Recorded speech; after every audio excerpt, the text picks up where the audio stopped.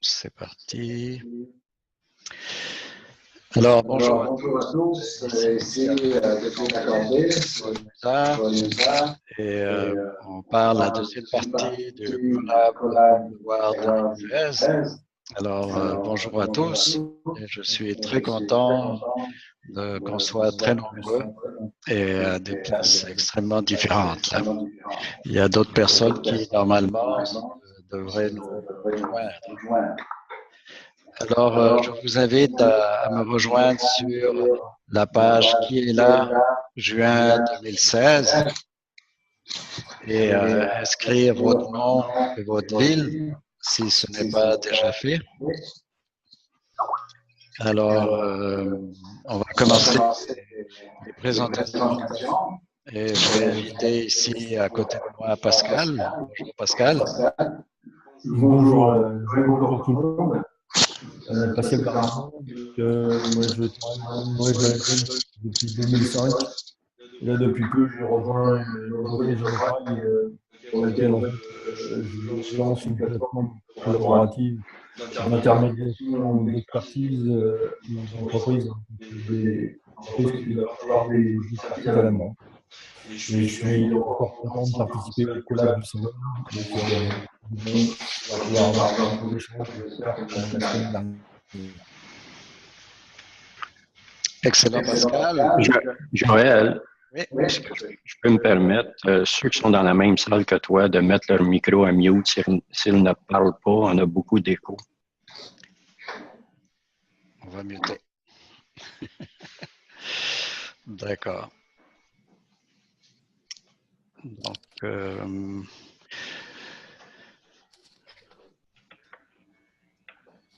Oui, bonjour, donc moi, je suis François Musard, je suis architecte de formation, je travaille dans un cabinet d'architecture, je suis responsable numérique et aussi chef de projet. Et donc là, je suis en train de terminer une thèse professionnelle sur justement les méthodes agiles appliquées à la construction, à la conception dans la construction. super. Merci. Merci François. Je ne te vois pas encore dans la liste des participants à l'accorder. Alors, je t'invite à mettre une bulle et la relier à l'accordé. Je vois Maher à Toulon. Bonjour Maher. Bonjour Joël. Bonjour Pascal et tout le monde. Je m'appelle Maher Slouma, je suis chargé de cours en fait à l'Université de Saint-Étienne et je travaille également sur le knowledge management. Je participe depuis à peu près 4 ans là au Collab Savoir et c'est toujours un plaisir et une chance d'échanger et de rencontrer des professionnels de terrain. Super, merci Maher. Donc, je vois Virginie à Genève. Bonjour Virginie. Bonjour Joël. Est-ce que Je m'appelle.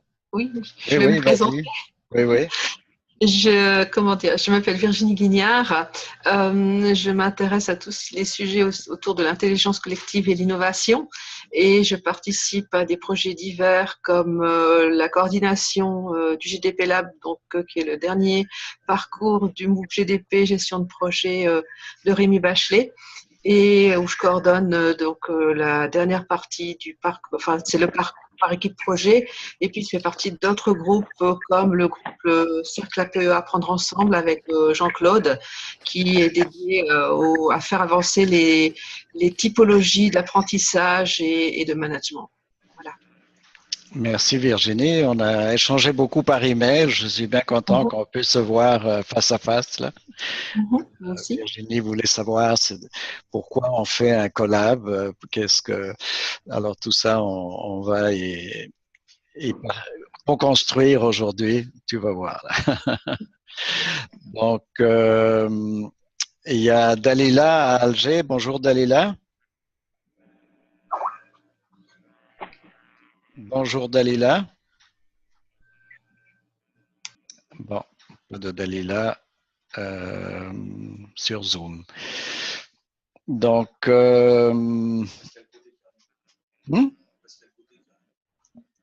Pascal Côté. Oui, on va le laisser s'installer. Et aussi, à côté, on a une nouvelle participante. Enchantée. Mais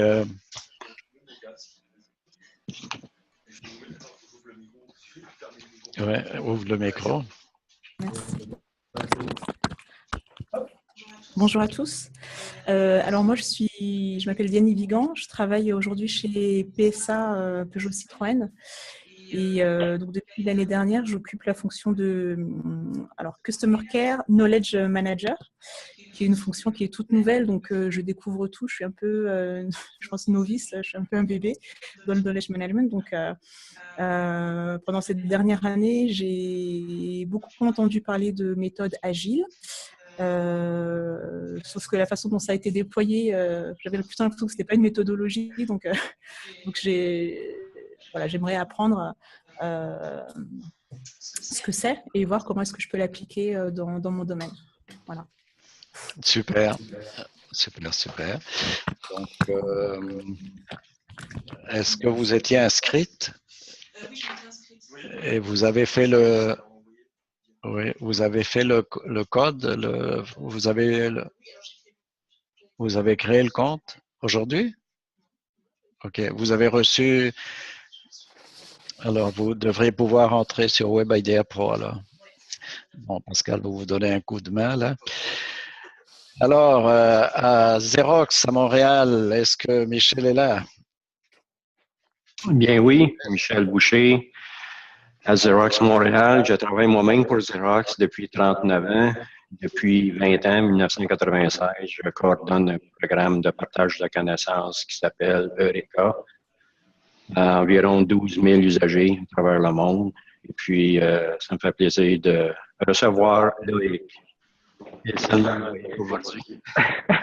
Merci Michel. Et il faut rajouter que le programme Eureka est dans tous les manuels du KM et il a beaucoup impulsé, enfin, il a donné le point de pied important là, pour que le KM sorte de l'académie et s'en aille dans les entreprises et tout ça. Là, c'est vraiment... On est chanceux de t'avoir. Là. C'est le moins qu'on... Merci, Joël. C'est un plaisir. Donc, Loïc est bien à côté de toi, là? Oui, bonjour les mousquetaires, bonjour à tous. Tu ne l'as pas encore débranché, Michel? Non, je ne l'ai pas débranché.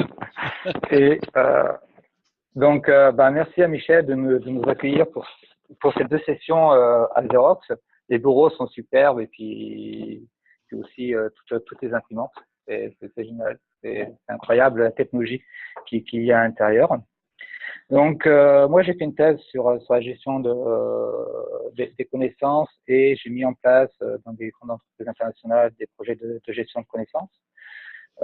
Aujourd'hui, je suis à Montréal et je travaille sur des problématiques d'innovation, de transformation organisationnelle d'entreprise.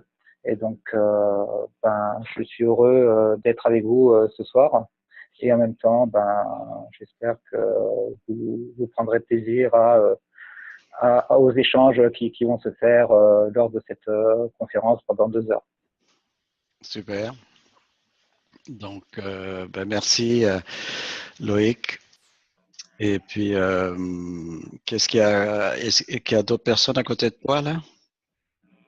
Non, il y a personne. On n'est que 2. Donc, Jean-Claude à Gaspé. Bonjour Jean-Claude. Bonjour Joël, bonjour tout le monde. Moi, je suis Jean-Claude Plourde. Je fais de la consultation en gestion et développement des organisations. J'ai une préoccupation particulière au niveau de la gestion des connaissances et des processus d'innovation, mais j'ai aussi participé à des activités de groupe, entre autres Apprendre ensemble, mais j'ai aussi une participation à l'Institut francophone d'intelligence collective. Et ma préoccupation particulière, c'est justement de mobiliser les individus à partager des connaissances. Ça fait quelques participations que j'ai au Collab du savoir. Excellent. Est-ce que Mathéo est là? Est-ce que vous pouvez vous présenter? Oui, bonjour, enchanté, Matteo Mazzeri. Je suis italien vivant en France, ingénieur électronique de formation. Aujourd'hui, je collabore surtout sur un think tank suisse autour de projets de labels ouverts avec Pascal Côté d'ailleurs, qui est lui à Lausanne, et aussi sur un label d'objets connectés global. Et je travaille avec un éditeur de logiciels 100% libre qui édite une plateforme collaborative agile pour des teams qui peuvent être petits ou gros, comme plusieurs milliers de personnes. Merci beaucoup. Merci, c'est super. J'ai écrit ton nom, Matteo, pour l'instant. Donc, si tu essaies de le mettre, tu vas avoir une erreur dessus. Je dois le mettre. Enfin, ok, donc je ne dois pas le mettre. Bon. Et donc, il y a à côté de toi, il y a Pascal Côté? Non, lui, il est à Lausanne, mais je l'ai vu tout à l'heure nous rejoindre. Parce qu'il s'est relié à Genève, là. À Lausanne. Non, à Genève, là. Ah oui, il passe par-dessous, là. Excuse-moi, là. Ça me prend des lunettes pour voir où ça. Donc, Pascal, bonjour. Tu peux te présenter? Pascal à côté? Oui, salut tout le monde, vous m'entendez? Oui, super. Super. Oui, bonjour, je suis toujours réducteur en fracture numérique.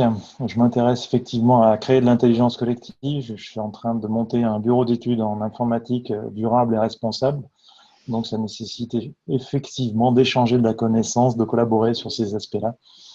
Et je collabore aussi dans le cadre d'une association qui s'appelle Cloud Ready, prêt pour le nuage, par rapport à ce maelstrom de transformation et des révolutions numériques, pour prendre le recul nécessaire pour réfléchir aux conséquences sociétales au niveau des individus, des entreprises, et puis comment faire en sorte qu'on prenne le meilleur de tout ça et qu'on essaye d'éviter ou de réduire le pire. Donc c'est la raison pour laquelle avec Matteo, on collabore entre autres sur ce projet Open Label Digital Responsibility, l'objectif étant de créer un petit label vert, orange, rouge, qu'on associerait aux conditions générales d'utilisation que personne ne lit jamais, mais qui nous permettrait d'avoir une petite idée de ce qu'on signe sans jamais le lire. Oui, d'accord. Donc, est-ce que tout le monde s'est présenté? Non, moi, je ne me suis pas présenté encore. Julien Côté.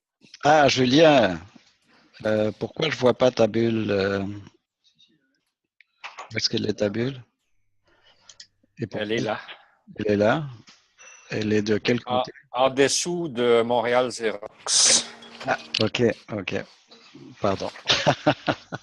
Elle était cachée avec les images des écrans. Je déplace ça. Bon, Julien, alors tu peux te présenter? Merci. Oui, alors je me présente. Je ne sais pas si tout le monde me voit. Je te vois très bien. Oui, je te vois. Ah, parfait. Alors, Julien Côté, je suis conseiller en gestion et gestion des ressources humaines, en fait, plus coach que conseiller. Mais j'écris un livre présentement également sur une nouvelle façon de vendre les produits et services qui rejoint peut-être un peu les préoccupations de Pascal Côté au niveau de la responsabilité sociale. Et ma copine m'appelle Monsieur Gadget. Est-ce que tu vois mon écran? Alors, je m'intéresse beaucoup à tout ce qui est nouvelles technologies, etc. Dernièrement, j'ai participé à un genre de cercle entrepreneurial et on a utilisé ce qu'on appelle l'agenda agile en groupe. Alors, je suis curieux de savoir comment ça peut être fait au niveau technologique en ligne. Et j'ai beaucoup de gratitude de pouvoir y participer aujourd'hui. Et je félicite tous ceux qui ont rendu ça possible présentement. Merci beaucoup. Super, merci Julien. Dalila, est-ce que vous êtes là? Est-ce que vous pouvez vous présenter? Dalila Alger. En passant, je vois sur l'écran seulement le tableau. Je vois pas les gens qui parlent présentement. Pour voir les gens qui parlent, il faut que tu les vois sur Zoom. Oui, je suis sur Zoom présentement. Et tu ne vois pas sur Zoom les petites bulles avec les images là. Bon, on va prendre un café ensemble et on va jouer avec ça pour que tu puisses. De toute façon, petit à petit, l'importance des faces diminue là. Est-ce que il y a quelqu'un qui est présent et que j'ai pas invité à se présenter? Non, tout le monde est là? Joël? Oui. C'est Maher. En fait, il semble que Dalila cherche le lien vers la réunion sur Zoom. Elle a écrit sur le chat de Webedia Pro. Ok, donc, bon, alors on va lui mettre tout de suite le lien. Là. Pardon?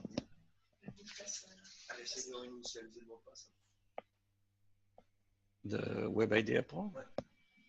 C'est...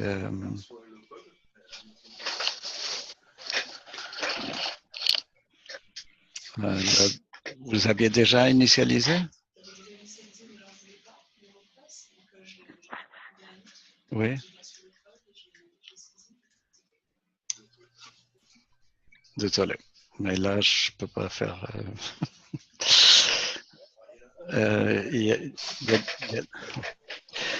Donc, alors, le lien sur Zoom, là, un instant que je me le donne. Mais en fait, il est sur l'écran. Il est sur l'écran. Alors, tu vois, pour tout le monde, là, vous voyez mon écran, là? Vous voyez votre écran. Il y a le lien Zoom là-haut. Alors, on double-clique et on peut copier le lien. Alors,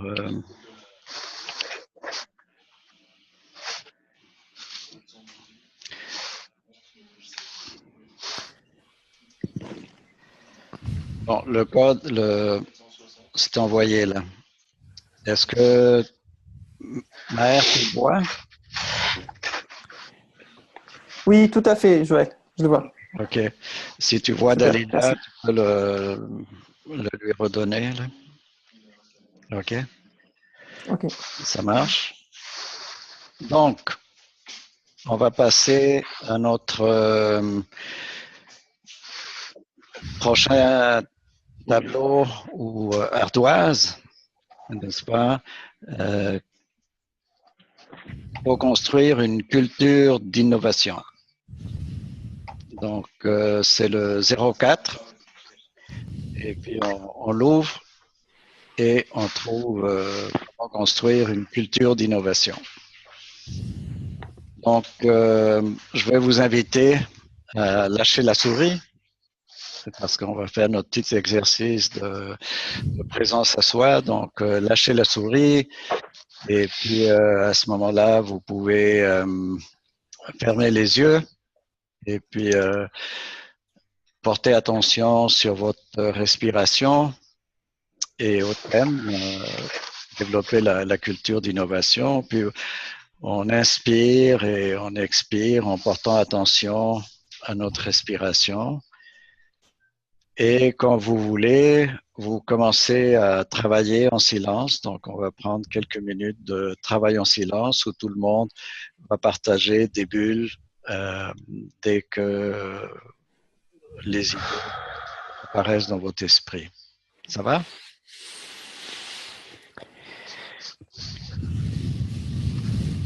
Si je peux me permettre, Joël, étant donné que c'est le sujet que je anime. Oui. simplement inscrire les bulles, comme tu mentionnais, qui ont rapport à culture d'innovation dans votre environnement, si vous en connaissez. Ou d'après vous, qu'est-ce qui seraient les meilleures méthodes ou les meilleures propositions pour amener une culture d'innovation dans votre environnement? Excellent, Michel.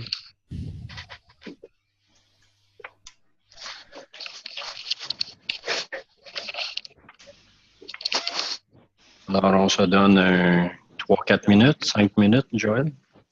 Ouais, c'est ça. OK. Tu vois là quand les bulles commencent à se calmer là. Oui. Virginie, tu avais une question? Oui, j'arrive pas à retrouver la page en fait. Je suis toujours sur le tableau en fait avec la présentation en fait. Ok, regarde mon écran, Virginie. Oui. Et là, j'ai utilisé l'onglet là-haut et l'onglet Knowledge Base. Et là, je vais dans la liste des whiteboards, des tableaux. Et celui qui est marqué 04, je clique une fois, construire une innovation. Et là, tu as Open qui apparaît. OK. Alors, tu cliques là-dessus. Et là, tu as... Oh, il y a beaucoup de choses qui apparaissent là. Ouais, c'est ça. Donc, j'ai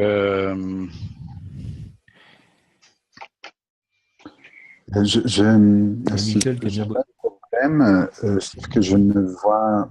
Non, c'est Loïc qui a fait ça là. Okay.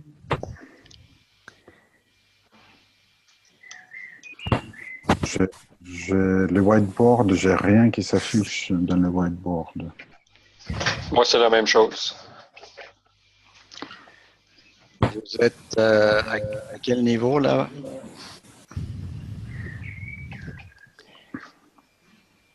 Je suis dans Manage Knowledge Base. J'ai ouvert Knowledge Base. La première ardoise avec les présentations, tu les as vues? Non. Comme ça, vous pouvez pas accès. Okay. C'est possible que tu ne sois pas dans la bonne base de connaissances. Est-ce que tu as rentré dans la base de connaissances Collab du savoir juin 2016? Je ne vois aucune knowledge base, même quand j'essaie de faire ouvrir. Ok, alors laisse-moi t'inviter parce que peut-être que tu n'étais pas invité. Une seconde. Je vais faire ça tout de suite.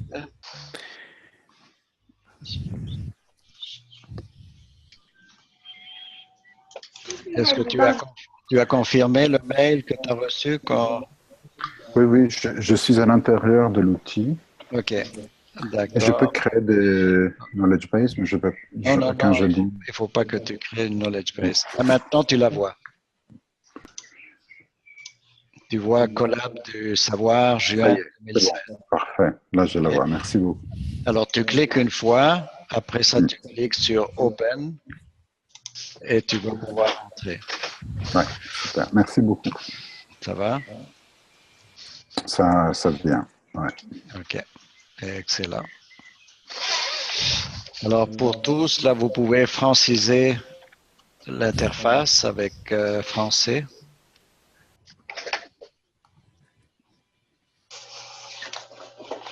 Alors, je francise mon interface. Voilà.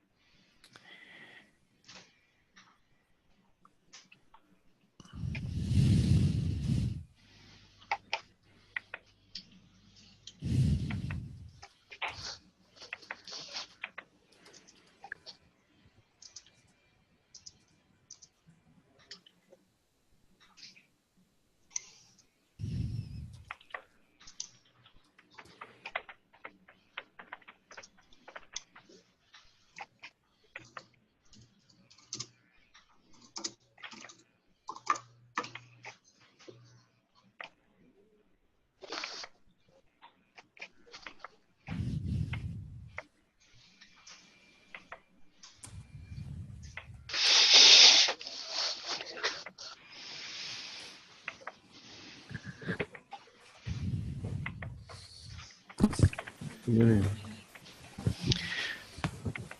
Écris-moi ton nom là pour vérifier. Là.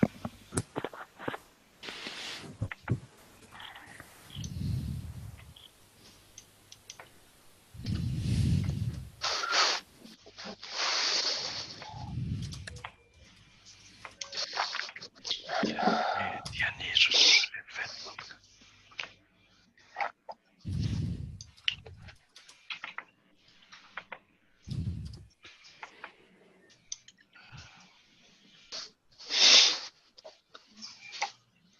En fait, une idée, on clique là, puis après on clique n'importe où sur le tableau. Et hop, après on choisit si c'est un objet, si c'est un agent, si c'est un statut, une valeur, un lieu. On peut changer ça après. Hein. Ici, on met ça, on met ce qu'on veut mettre en fait.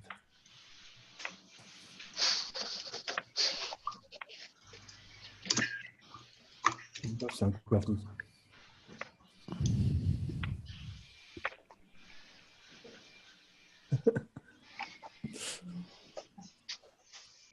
Faire choix. Deux points, c'est là.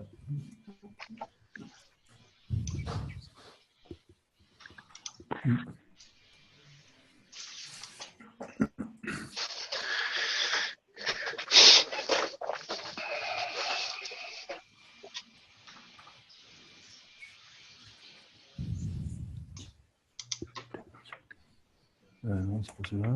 Oh, pardon. Je ne sais pas appuyer où est-ce qu'elle est. Là. On va afficher, mec. Passe-moi un petit tueur, un con. Passe-moi ton cahier. Tiens.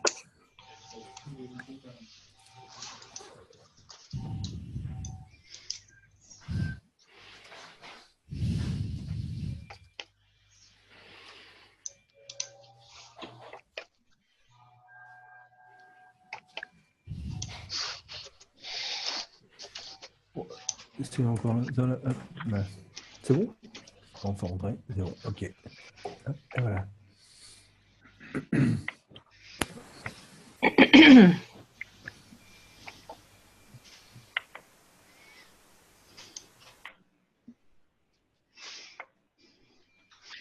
Ça, c'est un espace. OK. C'est un espace. Identifiant. C'est quoi ces mots de passe? Ah, c'est l'identifiant. Excusez-moi, on fait comment des flèches? C'est dans avec lien. En cliquant sur lien et en mettant la première partie sur un sujet, tu peux tirer sur l'autre sujet et là, tu peux spécifier un peu c'est quoi les liens. D'accord. OK. Merci beaucoup.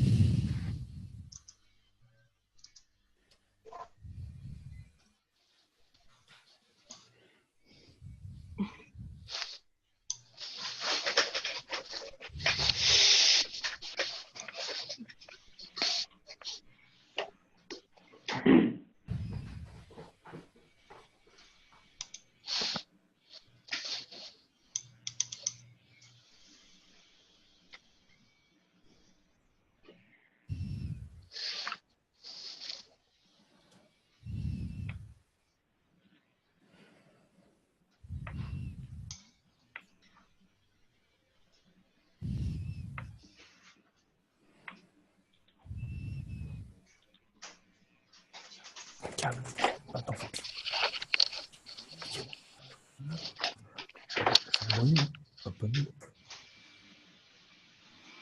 Pas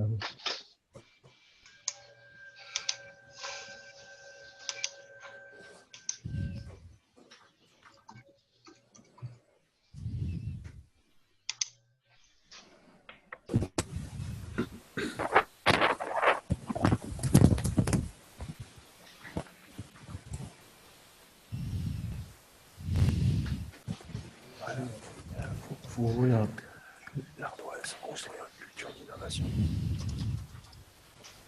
Ouvrir.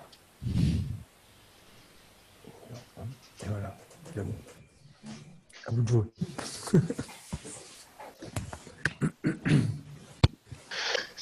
Julien ici.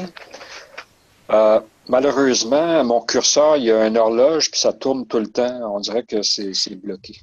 Moi aussi. Oui. Alors, il faut jouer toujours avec les bulles pour activer le système. Et puis, si c'est complètement arrêté, il faut rafraîchir la page et se re-rentrer dans Web IDEA Pro. OK. Merci.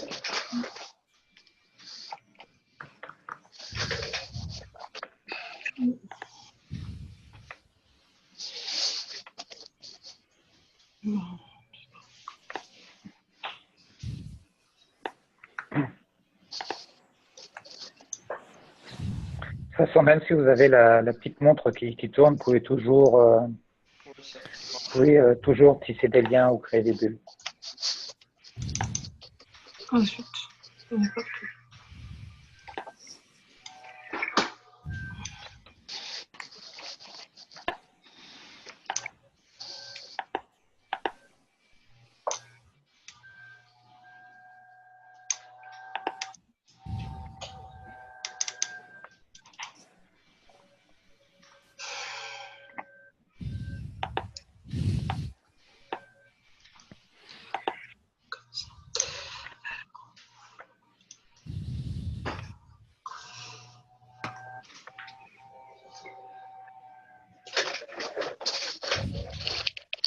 Je déplace tout le tableau pour créer de l'espace.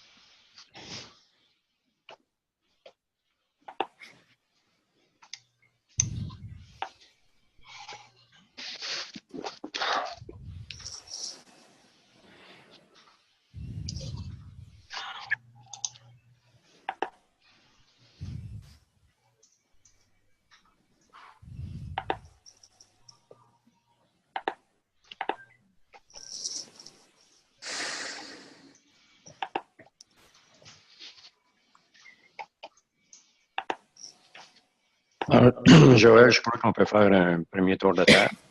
Oui, tout à fait. À toi, Michel. J'ai assisté à une conférence par le web, puis c'était sur la technologie, puis il y avait un président de compagnie qui était là. On lui demandait est-ce que l'innovation est importante. Et puis il a mentionné que 80% de leur chiffre d'affaires à cette compagnie-là était sur un produit qui n'existait même pas il y a 4 ans.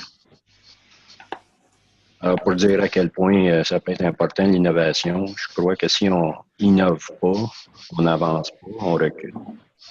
Alors, en étant dans cet état d'esprit, je vois qu'il y a eu beaucoup de bulles. Merci beaucoup à tous ceux qui ont contribué à ça.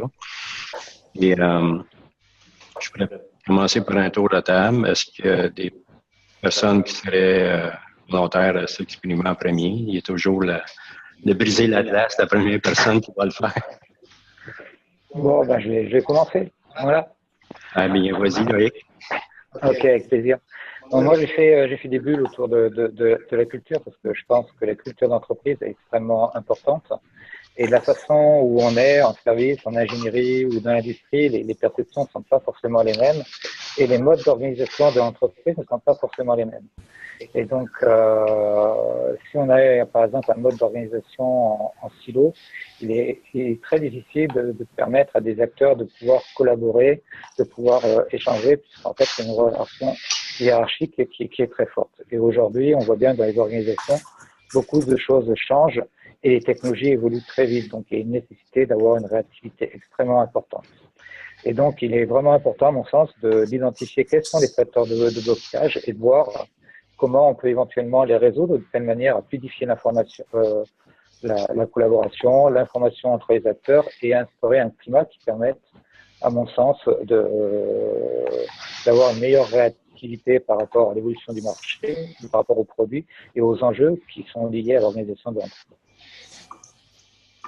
Merci beaucoup, Loïc. si je peux me permettre, je vais aller sélectionner des personnes. Est-ce que Julien à Laval, tu aurais quelques commentaires à émettre? Je suis d'accord avec la culture d'entreprise. Mon expérience en tant qu'ancien directeur de la gestion des ressources humaines en est probant.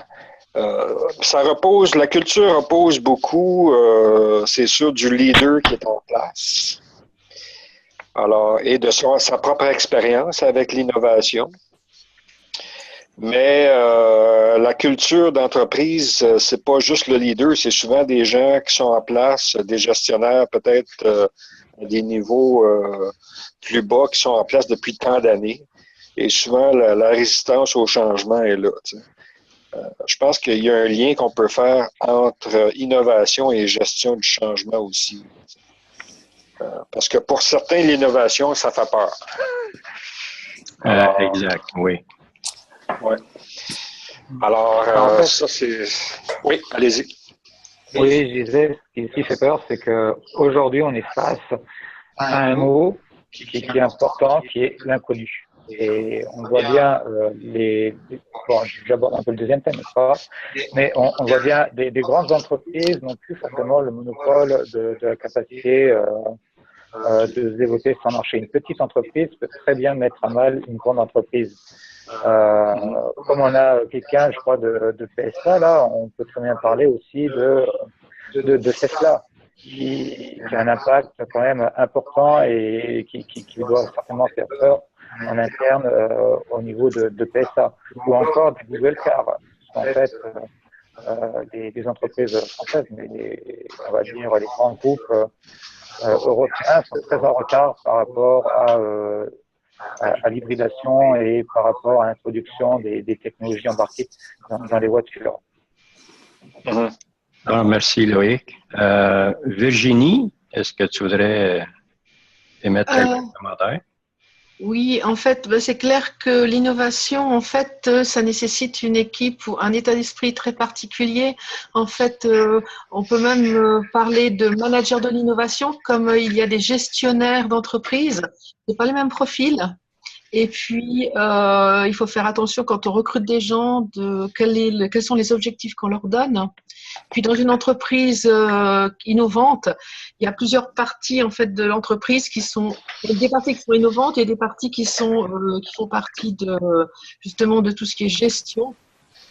Et c'est pas, je veux dire, la difficulté, c'est de les faire travailler les uns avec les autres. C'est pas forcément. Enfin, je pense que c'est pas les mêmes personnes, c'est pas les mêmes profils en fait, qui gèrent les deux typologies de fonctionnement en fait. Oui, justement, on a vu dans le dernier événement de Apple, il y avait une présentation par celle qui était la manager des interfaces et le manager du software. Et ils montraient comment ils avaient collaboré ensemble, ils avaient abattu des silos, ce qui semble être pas très facile chez Apple. Donc, ça corrobore ce que Virginie vient de dire, là, justement. Merci Virginie et Joël. Diani, est-ce que tu voudrais émettre quelques commentaires? Oui, moi je fais partie de la première vie que j'ai enregistrée, là, c'est vraiment les problématiques de idées. On ne t'entend pas très bien. Oui, il faudrait voir avec ton micro. Rapproche ton... Tu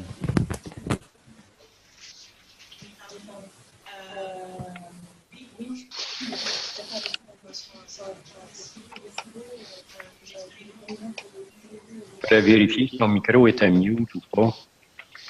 Mon micro est mute. Allô? Oui. Donc voilà, donc tout cela pour dire que je suis d'accord en fait avec ce qui a été dit précédemment là sur les silos en fait dans les organisations qu'il faut briser et personnellement, c'est ce que je suis en train d'essayer de combattre dans le cadre de mon projet chez PSA. Et c'est vraiment, c'est vraiment compliqué. C'est d'autant plus étonnant que moi, je suis dans une entité qui a le client au cœur de ses préoccupations. Et en fait, on se rend compte que toutes les entités, en tout cas la majeure partie des entités avec lesquelles je travaille devraient être orientées client, et on se rend compte que ce n'est pas du tout le cas aujourd'hui. Et voilà, c'est ce qu'on essaie de battre aujourd'hui. Mais pour moi, la grosse problématique des silos, c'est quelque chose d'important à combattre. Voilà. Alors, merci Yanni. Oui, Loïc, un commentaire vite fait. Oui, je voulais simplement poser la question suite à la dernière intervention. Quels sont, à ton avis, au niveau des attitudes, qu'est-ce qui manque, qu'est-ce que tu as constaté et qu'est-ce qu'il faudrait peut-être changer à ce niveau-là? Est-ce que je peux intervenir? Oui, sûrement. Moi, je pense que depuis ces dernières années, ou même depuis pas mal d'années, en fait, de l'école jusqu'au premier job, on ne pas être innovant, on plutôt à être dans le moule. Pour être innovant, il faut laisser de la liberté aux gens, il faut laisser un espace d'expression, il faut de la respiration, du temps. Et aujourd'hui, nos systèmes d'éducation ne sont pas câblés pour amener, je dirais, des futurs collaborateurs des organisations à travailler dans cet esprit-là. Et les entreprises doivent prendre donc en charge cette mutation, cet accompagnement au changement des comportements des acteurs. Et c'est pas toujours simple à faire. Et est-ce qu'elles sont armées pour ça? Pas toutes, en tout cas. Alors, merci Pascal. Est-ce que je pourrais aller à Maher maintenant? Alors, oui, tout à fait. En fait, c'est pour rebondir en fait à ce qui a été dit. Moi, je pensais que en fait, il s'agit d'un écosystème en fait qui favorise l'esprit d'innovation et cette culture d'innovation dans les organisations. Et cet écosystème-là, ça regroupe tout ce qui a été dit. Je suis d'accord en fait avec les différents intervenants jusqu'ici. Et en fait, en même temps, donc c'est la confiance qui pourrait être un élément déterminant à mon sens, dans le sens où ça permet aux gens en fait d'être à l'aise dans leur proposition, d'être force de proposition des nouvelles idées, des nouvelles initiatives, et ça permet en fait d'aller un peu plus loin de ce que pouvait être en fait quand il n'y a pas en fait cette confiance qui est instaurée dans l'entreprise, dans l'organisation. Je pense qu'il faut adhérer en fait l'ensemble de l'équipe vers un projet commun. Ça rend les gens plus responsables et plus appliqués. Et en fait, encourager aussi ces initiatives en les valorisant. C'est-à-dire quand un collaborateur propose une idée qui pourrait amener à de l'innovation ou quelque chose en fait d'intéressant pour l'entreprise. Il faut l'encourager, il faut la valoriser, il faut montrer que cette idée-là pourrait amener à quelque chose de très intéressant et ça encourage les autres intervenants. Donc, je pense qu'il faut laisser parler la créativité des collaborateurs.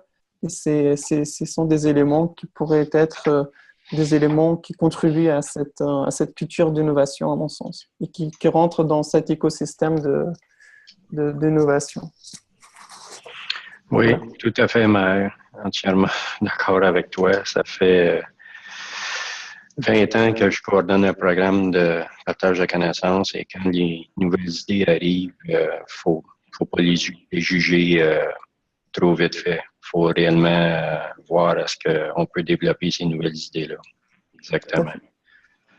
François, est-ce que tu voudrais t'exprimer un peu? Oui, vous m'entendez? Oui. Oui. Non, juste une petite parenthèse, Pascal parlait tout à l'heure d'éducation. Je ne sais pas si vous avez vu, il y a une vidéo, je crois que c'est un TED, où quelqu'un qui montre comment il fait l'éducation de ses enfants avec les méthodes d'Agile. voilà, c'est une petite parenthèse pour ceux qui ont des enfants, ça peut être un test à faire. Je vais le faire moi-même ce soir. Sinon, moi, dans le tableau, j'ai parlé des actions régulières. Bon, ça, c'est plus moi, mon vécu dans ma petite PME, on est une trentaine de régulièrement de faire des petits cafés gourmands après le café pour montrer aux gens des nouvelles technologies et faire venir des gens extérieurs. Je pense que c'est intéressant aussi. Récemment, on a fait venir un codeur un peu aussi, de jeux vidéo là, qui a eu une bourse Facebook et qui travaille sur la réalité virtuelle, donc il nous a montré comment ça fonctionnait. Donc pour nous, pour notre métier dans l'architecture, à terme, ça va être quelque chose auquel on va être confronté. Donc voilà, ça montre aux gens un petit peu des bonnes pratiques. Et puis on parle souvent, c'est vrai que les gens parlent de travailler en silo dans leurs entreprises. Nous, dans la maîtrise d'œuvre de bâtiment, notre problématique, c'est des silos entre les ingénieurs et les architectes, par exemple, les différents types d'ingénieurs. Donc ça, c'est difficile parce qu'on n'est pas dans la même entreprise. Donc il y a encore une complexité supérieure. Je ne sais pas si certains ont des pistes pour ce genre de problématique de silos inter-entreprises.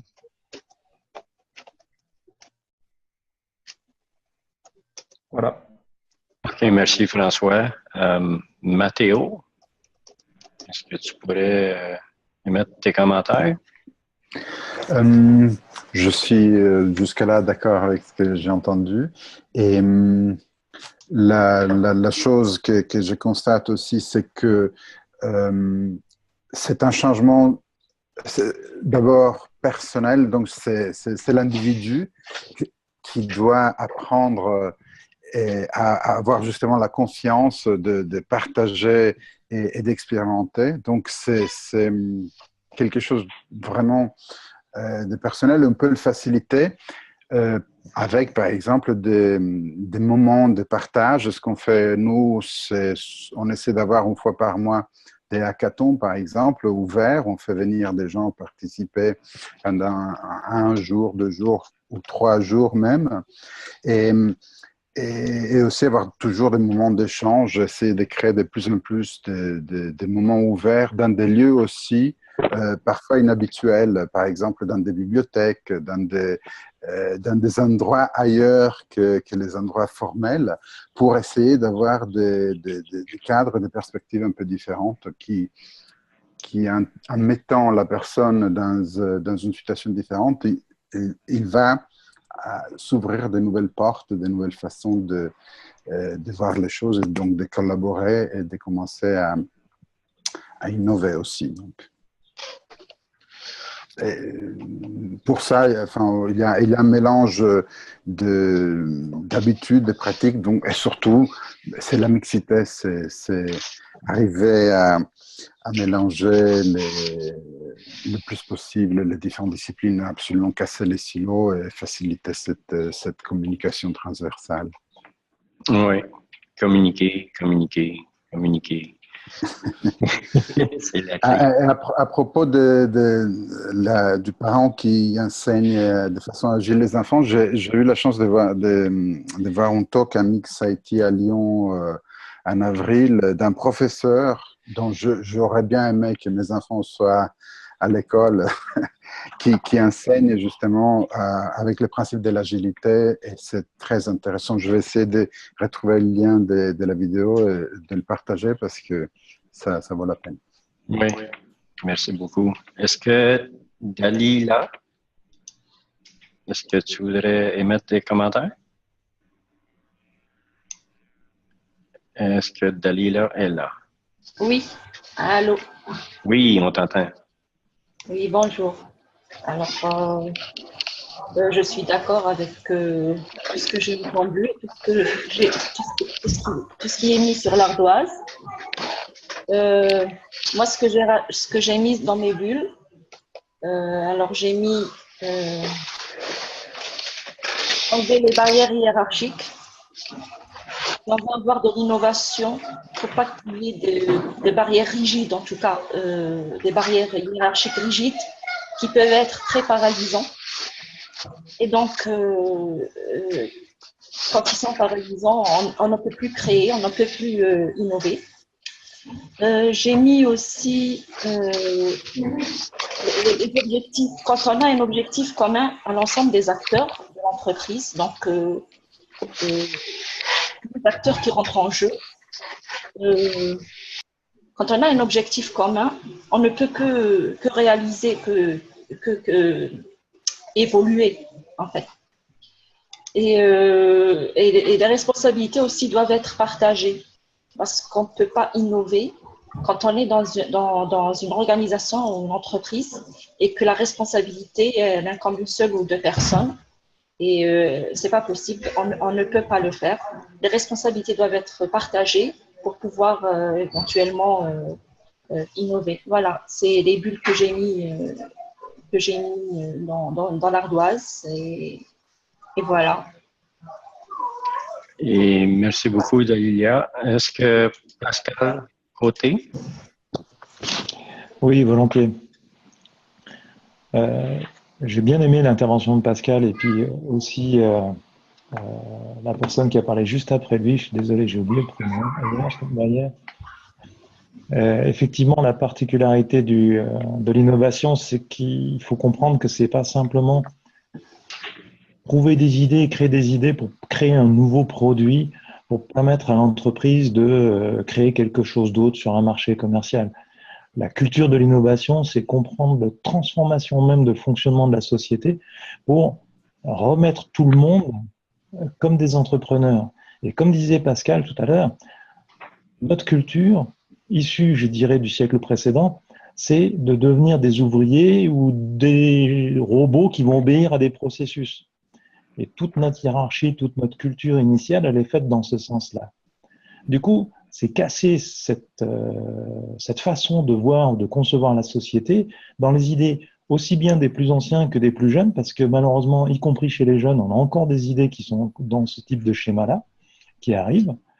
Et donc, du coup, cette transformation sociétale du comportement des individus au sein même des sociétés, des familles ou de n'importe quelle organisation nécessite une prise de conscience un peu plus globale afin que tout le monde puisse comprendre qu'ils ne sont pas simplement des exécutants, mais des acteurs et qu'ils ont un rôle dans entrepreneurial dans leur propre entreprise, dans leurs propres organisations et même dans la vie publique et sociétale en général. Donc, du coup, cette transformation des individus en exécutants vers des acteurs, c'est vraiment ça le grand challenge de la culture d'innovation. C'est pour ça qu'on parle souvent de culture d'innovation, mais la problématique, elle est fondamentalement dans le comportement humain, dans la façon dont les humains agissent. Et on ne peut pas avoir un profil de gens qui vont être les innovateurs et puis des autres gens qui vont pouvoir suivre les innovateurs. C'est pas aussi simple que ça. Et les gens qui sont anti-innovation, qui sont conservateurs, qui veulent absolument rien changer, rien bouger, sont hyper importants pour les innovations. Parce que quand on les inclut, qu'on les interpelle et puis qu'on les fait participer, ils vont nous empêcher de faire des erreurs ou de faire des innovations stupides. Parce qu'ils vont nous expliquer qu'est-ce qu'on va perdre ou qu'est-ce que ça va nous coûter ou qu'est-ce que ça va apporter. Et donc, ça nous oblige aussi à approfondir la motivation de ces changements, de ces transformations. Donc, du coup, c'est vraiment quelque chose qui doit être global, cette culture de l'innovation. Elle ne peut pas être spécialisée et puis à nouveau, on repasse dans le même schéma où on va faire un silo de l'innovation, puis il y a ceux qui s'occupent de l'innovation, puis il y a les autres. Oui, je voudrais rebondir à ce que tu viens de dire. Je trouve ça très intéressant. Et notamment, beaucoup d'entreprises ont développé une culture et tiennent à cette culture-là, alors qu'elles devraient, au fur et à mesure, essayer de la redéfinir, de la remettre en cause pour la faire évoluer, et en même temps pour faire évoluer les individus à l'intérieur.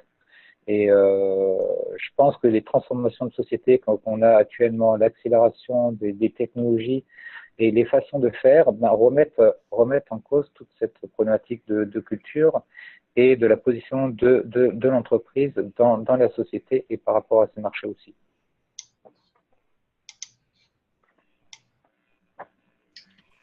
Alors, merci Loïc et Pascal pour ces derniers commentaires. Je ne sais pas en tant que pour le temps écoulé, Joël, on est déjà rendu à 1h05 ou presque, heure de Montréal.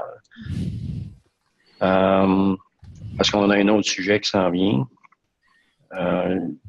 Est-ce qu'on a le temps encore de discuter sur certains bulles qui ont été additionnés ou il faut passer à l'autre sujet? Est-ce que Joël est là? Non, Joël n'est pas là. Est-ce qu'il y a quelqu'un qui... Joël, Ok, Joël est là. voilà. Je suis là. Il arrive. Je me démute. Voilà. Merci Michel. Écoute, je voulais faire le pouce là, parce que on essaie d'intégrer Slack dans notre kit d'outils et je remarque que ça cause, il y a certaines difficultés ou enfin c'est pas encore bien saisi. Donc moi j'invite tout le monde à accepter l'invitation que je vous ai faite sur Slack. Donc, on a un Slack qui s'appelle Slack Participants. Vous avez été invité et si vous avez des difficultés, contactez-nous. Puis ça va nous permettre de continuer toutes ces belles conversations entre les collabs. Donc, voilà, c'est ce que je voulais rajouter. Puis effectivement, il faudrait amener la prochaine présentation. Alors moi, je tiens à remercier Michel et Pascal. Pascal a travaillé en silence pour jardiner. Et Michel, merci beaucoup pour ta belle animation. Et donc, je passe le micro à, c'est bien Loïc hein, qui va animer le prochain thème. C'est bien ça, Loïc? Oui. Non, c'est pas ça. C'est pas ça. Oui, tout à fait. Tout à fait. Je vous invite à changer d'ardoise. Donc, il suffit d'aller dans Knowledge Base et d'ouvrir l'ardoise Design Thinking et DKCP. Donc, je vais faire un petit speech, désolé. Ce que je voulais dire, c'est que si on revient un peu en arrière, on a eu à un moment donné l'hyper-industrialisation, puis l'hyper-production, consommation, compétitivité. Et aujourd'hui, on se retrouve dans l'hyper-innovation. Et cette hyper-innovation crée de l'inconnu. Donc, et à chaque élément que je viens de citer, on a eu des organisations spécifiques, des entreprises qui ont su s'adapter par rapport à ce nouveau écosystème qui est en train d'émerger. Et aujourd'hui, avec la conjugaison des technologies, la transmission des données, ça a quand même révolutionné nos façons de faire, de consommer, de concevoir ou de percevoir. Et donc, et ceci via une accélération qu'on peut dire sans précédent. L'autre point, c'est que on remarque que l'apanage de l'innovation donné auprès des grandes entreprises n'est plus, et qu'une petite entreprise peut arriver à mettre à mal une grande entreprise. À titre d'exemple, on peut prendre Kodak, qui était vraiment une entreprise très très innovante et dont la faillite s'est faite extrêmement rapidement. Ou encore, on peut acter de Nokia, leader mondial de conception de smartphones, ou encore Microsoft qui a pas réussi à se positionner sur les smartphones. Donc, on voit bien que aujourd'hui, des entreprises qui n'ont pas la capacité à identifier des marchés qui arrivent à identifier, à travailler sur des problématiques liées inconnues, en fait, on peut remettre complètement leur modèle d'affaires.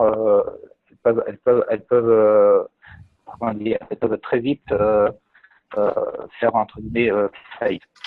Et à contrario, on a des petites entreprises telles que Google, Facebook, Amazon, plus petites maintenant, mais qui ont été et qui ont eu des croissances absolument phénoménales pour devenir des acteurs majeurs.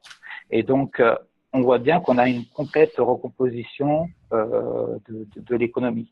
Et ça nécessite forcément aussi pour les organisations de revoir leur méthodologie interne, leur façon de concevoir et d'innover. Et donc, d'où l'intérêt aujourd'hui pour ces organisations de travailler sur des problématiques agiles ou encore d'essayer d'utiliser des outils de conception innovante tels que le design thinking et le DKCP. Donc, moi, ma question est de savoir qu'est-ce que vous en pensez et de retracer aussi vos expériences à travers ce que vous pensez voir au sein de vos entreprises ou au sein de la société. Donc, on est tous invités à apprendre à mettre des bulles voilà. sur cette question-là. Voilà. Pendant 2-3 minutes. Ouais. Tout à fait.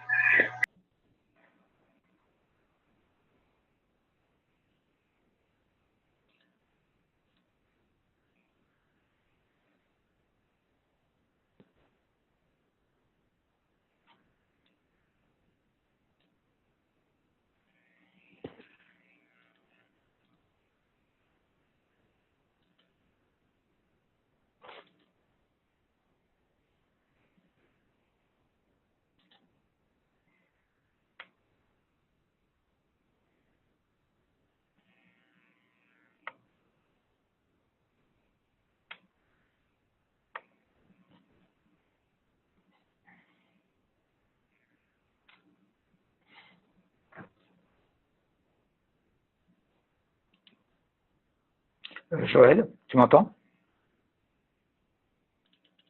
Allô? Oui, je suis là. Je t'entends. Ça y est. Ouais, non, je disais, je me demandais, je voyais pas beaucoup de bulles sur WebVia Pro, donc je me disais, est-ce qu'il y a un petit problème ou pas? Donc, de mon côté, j'ai déjà essayé de regarder ce que c'était que DKCP, pardon, parce que je savais même pas ce que c'était.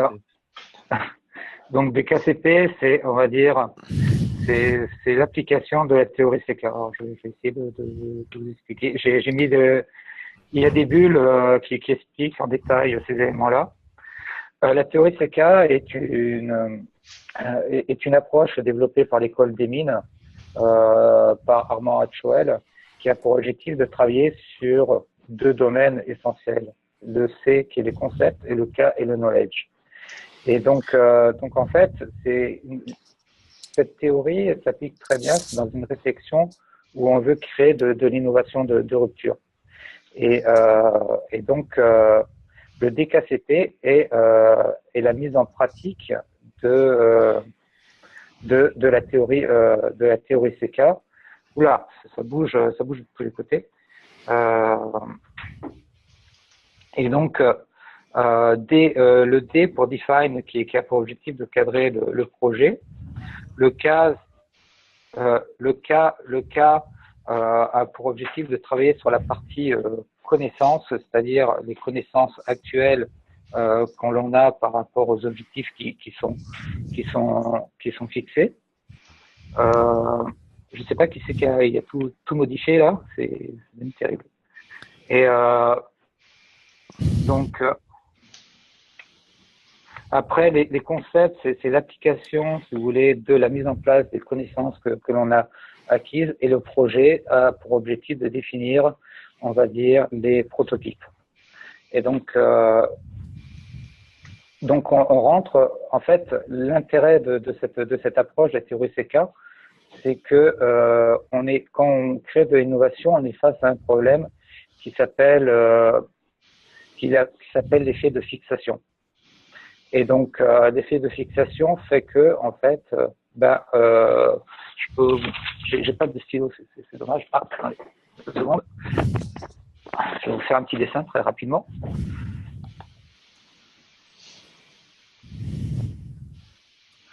Voilà. Je ne sais pas si vous le voyez. Alors, c'est fait très rapidement. Théoriquement, l'effet de fixation nous incite à dire qu'en fait, la barre verticale serait beaucoup plus grande que la barre horizontale. Mais en fait, les deux barres sont égales. Et donc, la théorie CK a pour objectif d'essayer de dépasser cet effet de fixation de nos reproductions éventuellement sociales, de telle manière à essayer de travailler sur des territoires qui permettent de redimensionner et de recomposer complètement un objet sans perdre l'objectif initial. Voilà, en résumé.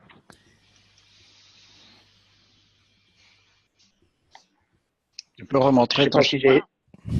Oui, bien sûr. Voilà. Par contre, je ne sais pas si vous le voyez ou pas. Non, vas-y vers la gauche, là. Comme ça? Ouais. C'est bon? Ouais. Donc, comme vous pouvez voir, là, il y a une barre verticale et une barre horizontale. Ouais. Théoriquement, bon, si c'est bien fait, on a un biais visuel qui apparaît, qui fait que, en fait, on a l'impression que la barre verticale est beaucoup plus grande que la barre horizontale. Et en fait, ce qui n'est pas le cas. Et ça c'est ce qu'on appelle l'effet de fixation. Et ce qui fait que dans les organisations ou dans l'approche de conception innovante, là, on est souvent face à cet élément-là. Et donc, plutôt que de travailler sur des problématiques d'innovation de rupture, en fait, on va faire que de la segmentation, de la différenciation. Ce qui ne veut pas dire que la segmentation et la différenciation est un mal en soi, au contraire, il en faut. Mais l'innovation de rupture permet la création d'une valeur ajoutée au niveau de l'entreprise et d'un apport en termes de concurrence.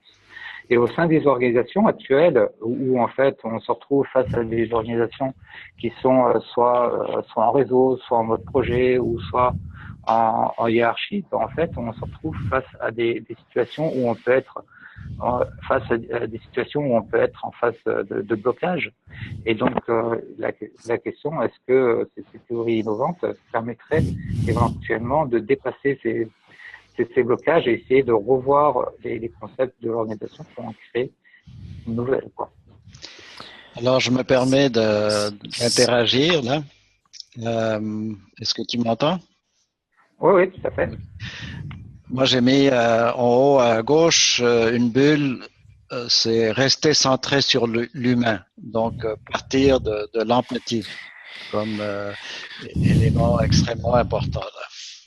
Donc, je trouve que c'est extrêmement important, plus que le processus ou la technique, ou c'est d'abord se centrer sur les humains pour que ça soit possible. Donc, développer des relations avec les usagers et entre l'équipe, des relations de qualité. Alors, je trouve ça extrêmement important dans ce qu'on est en train de discuter. Voilà, j'ai fait mon petit grain de sel. C'est Jean-Claude. Oui, Jean-Claude, vas-y. C'est à l'expérience, on va dire, moi, ce que je vois, là, on va dire, dans les organisations, on va dire, c'est à tous les fois qu'on a un problème, on passe plus de temps à chercher la solution qu'à définir le problème. Et là, on va dire, on est bon justement pour prendre des décisions, on est bon pour mettre des options sur la table, faire des discussions autour des options, mais on est moins bon en termes d'habileté à justement définir le problème, en termes de se poser la bonne question, en termes d'observer l'information, d'observer avec nos sens, on va dire, ce qu'il y a. Et c'est toute notre difficulté justement de mettre à contribution le questionnement autour du problème. On a plus tendance à utiliser le concept qu'on a de tendance à chercher des connaissances, à fouiller un peu le problème. Et c'est un peu ça notre difficulté en termes de design thinking. C'est pas dans notre mentalité de prendre du temps pour poser la question. Notre mentalité est de trouver la réponse pour être plus performant. Et là, on dit, je pense que ce mariage-là entre poser la question puis trouver la solution est importante. C'était Einstein qui disait, on va dire, si j'avais une question ou un problème de survie, puis j'avais 1 heure pour justement arriver à trouver la solution, je prendrais 55 minutes à justement poser des questions sur le problème et je prendrais 5 minutes pour prendre la décision, même si ma survie en était. On est en train d'essayer d'inverser le patron, en tout cas le patron actuel en termes de prise de décision. Alors, il y a un exemple, Jean-Claude, justement, pour appuyer ce que tu viens de dire. Dans le cas de la NASA, quand il y a eu l'explosion à l'intérieur de l'Apollo et les ingénieurs de terre ont commencé à faire du design thinking et puis les astronautes là-haut leur ont dit, écoutez, arrêtez de chercher des solutions, là. Comprenez qu'est-ce qui se passe et puis apportez-nous des trucs là tout de suite parce que il faut colmater la brèche. On va avoir très peu d'oxygène bientôt puis ça va être la fin là. Donc, effectivement, les ingénieurs ont réussi à colmater la brèche et ça a bien été là.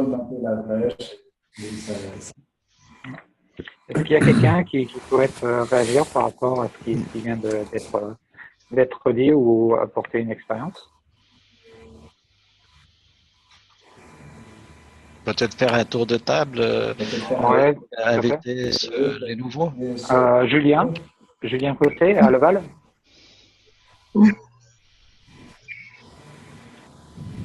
Julien, tu es là? Julien, on l'entend plus. Ah, ok.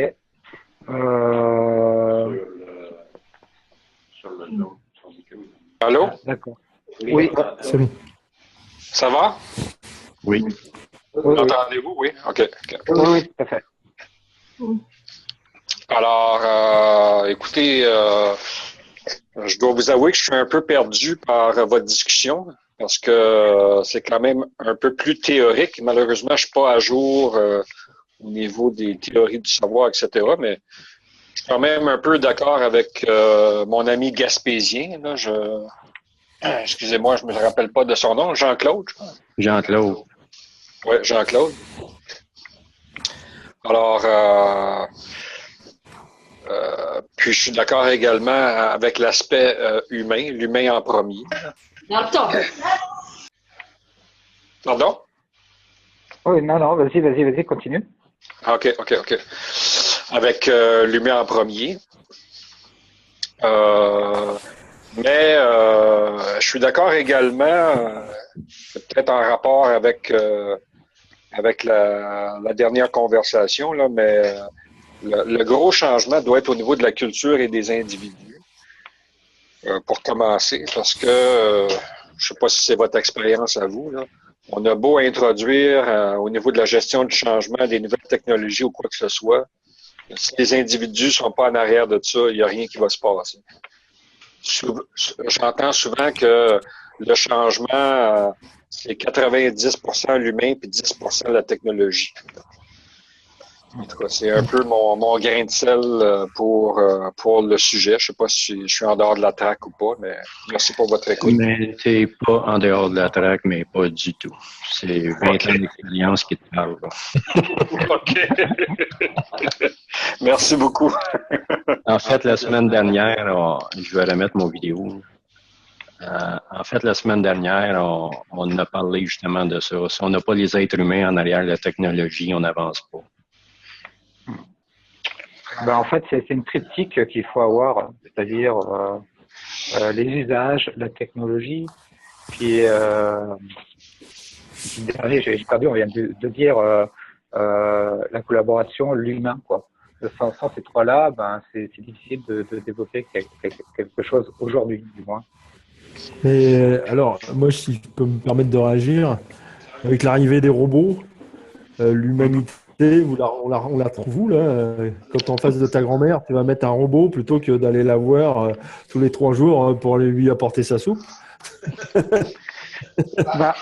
Pourquoi l'humain, là. Pourquoi on veut humaniser les robots? Pourquoi on veut donner une forme d'humain aux robots? Les Japonais, sont très forts là-dessus. Ils veulent humaniser, lui donner un look d'être humain à un robot, alors qu'un robot est fait pour accomplir une tâche. Il n'a pas besoin d'être humanisé pour ça. On est d'accord. Oui, mais globalement, c'était pour sur le sujet. Si oui, je peux intervenir. Allez-y, vas-y. Ouais, c'est intéressant cette notion de robotisation, de changement et de transformation, parce qu'on parlait justement innovation, transformation. Nos amis japonais, ils ont mis en place des processus qui sont assez originaux dans le sens où vous savez qu'ils font de la gymnastique pendant les heures de pause assez régulièrement. Et ils ont programmé leurs robots sur les chaînes de production dans certaines entreprises pour faire les mouvements de gymnastique en même temps que les humains.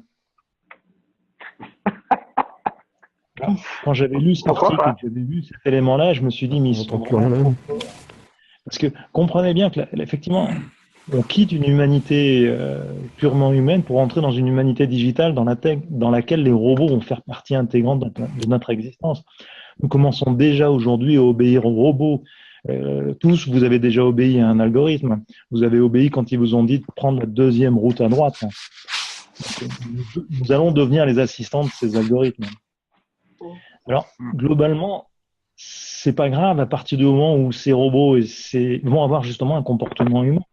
C'est-à-dire que ces robots vont être, je dirais, bienveillants par rapport à l'humanité et collaborer avec nous pour des innovations et des transformations qui vont être dans une direction qui soit positive. Et là, c'est là qu'est la problématique, c'est que toute innovation, toute transformation, toute DKCP, je rejoins ce que disaient au début à la fois Jean-Claude et Joël, c'est que s'il n'y a pas l'humain qui est centré au milieu et s'il n'y a pas des objectifs et une éthique et un cadre éthique qui est établi, s'il n'y a pas des objectifs durables et responsables qui sont associés à ces innovations, toutes ces transformations n'ont pas de sens parce qu'on peut transformer dans toutes les directions.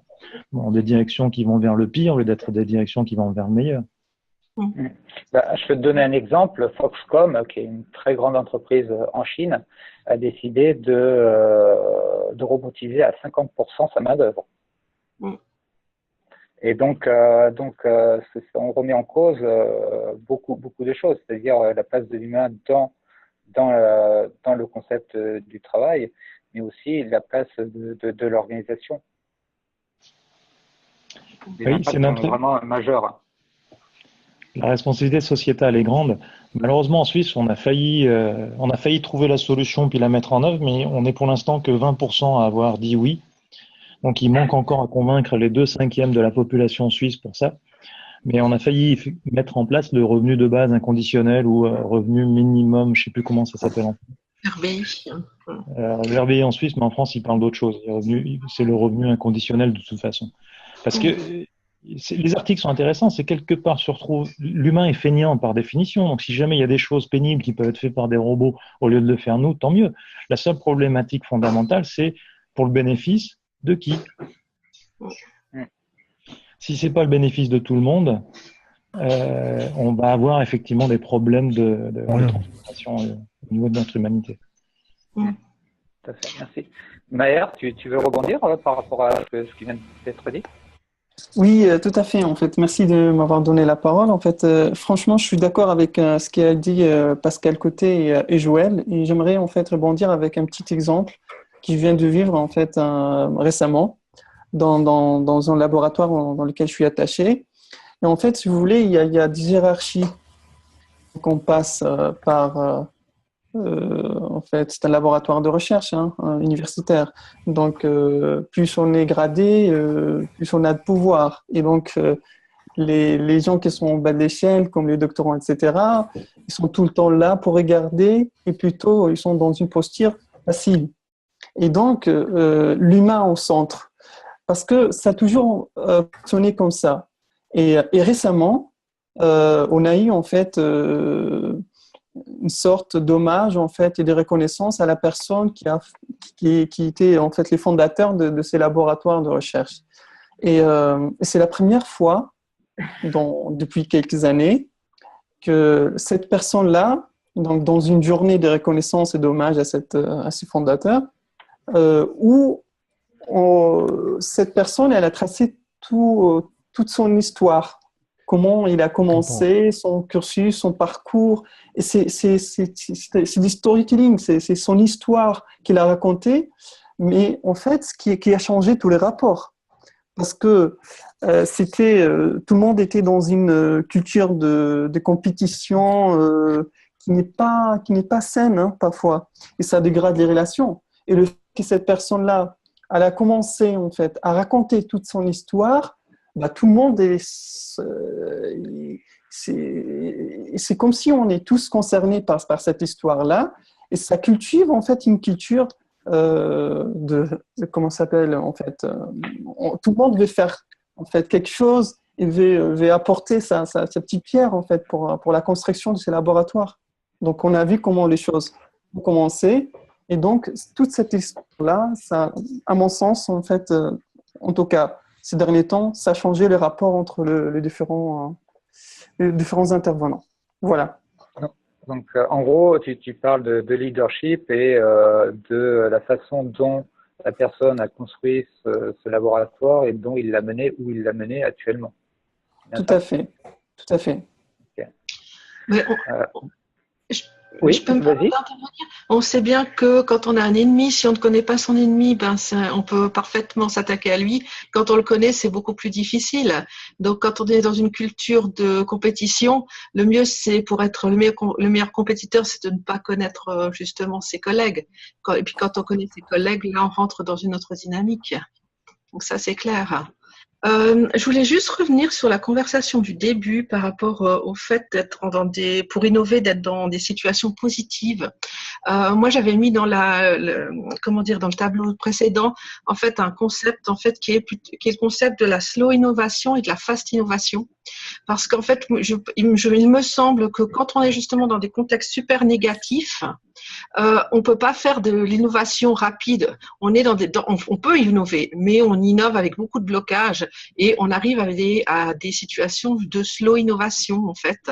Alors que quand on est dans des contextes positifs, dans ce cas-là, on est beaucoup plus ouvert à tout ce qui arrive et on va beaucoup plus loin dans tout ce qui est innovation.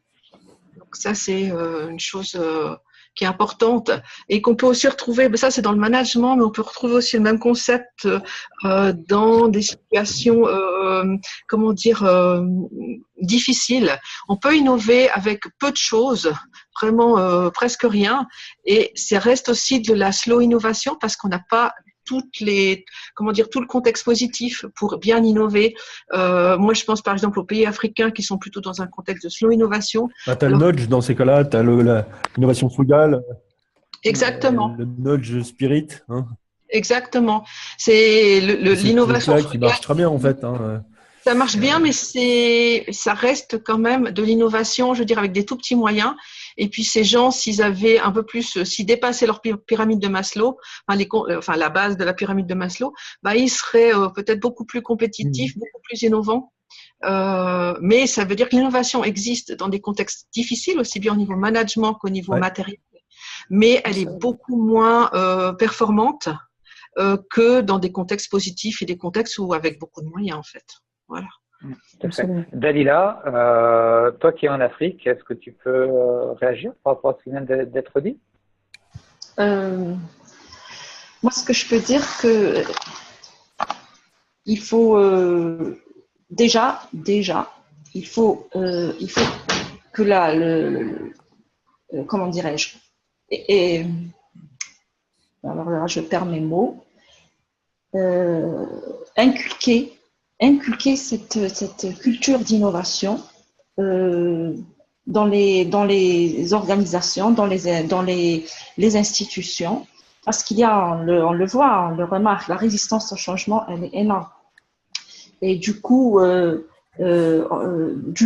même si on parle de management agile ou si on parle de design thinking, on le voit pas. Bon, de toutes les façons, on le voit pas tant que cette culture d'innovation, cette culture de changement n'est pas inculquée, ça ne peut pas marcher. D'ailleurs, même la collaboration, on ne va pas vers le design thinking, on va juste vers la collaboration. Là aussi, il faut tout un, comment dirais-je, il faut instaurer tout un, des stratégies, tout un système pour que justement faire évoluer la collaboration dans un premier temps, puis par la suite penser à ce management agile, à cette stratégie de leadership. Voilà, donc c'est pas facile. Je le vois, on le voit, donc. Bon, maintenant avec l'ouverture